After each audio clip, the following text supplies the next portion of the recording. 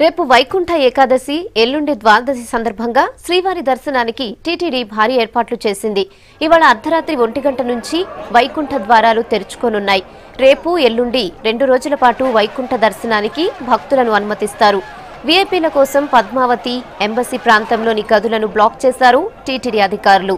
సామాన్య భక్తుల కోసం వైకుంఠం క్యూ కాంప్లెక్స్ లో మొత్తం 54 కంపార్ట్మెంట్లు సిద్ధం చేశారు. అవి నిండిన తర్వాత నారాయణగిరి ఉద్యానవనంలో మొత్తం 16 తాత్కాలిక కంపార్ట్మెంట్లు సిద్ధం చేశారు.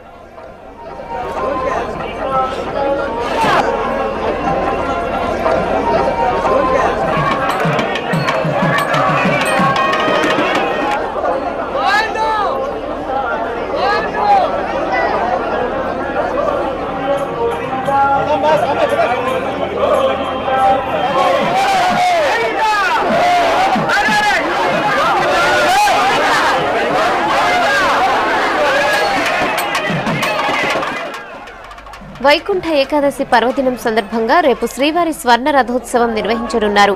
ఉదయం 9 నుంచి 11 గంటల వరకు శ్రీదేవి, భూదేవి సమేత మలయప్ప స్వామివారు స్వర్ణ రథంపై ఆలయ పురవీధుల్లో దర్శనమివ్వనున్నారు. సోమవారం ద్వాదశి సందర్భంగా తెల్లవారుజామున 4:30 నుంచి 5:30 గంటల మధ్య పుష్కరిణిలో శ్రీవారి చక్రస్నానం నిర్వహిస్తారు.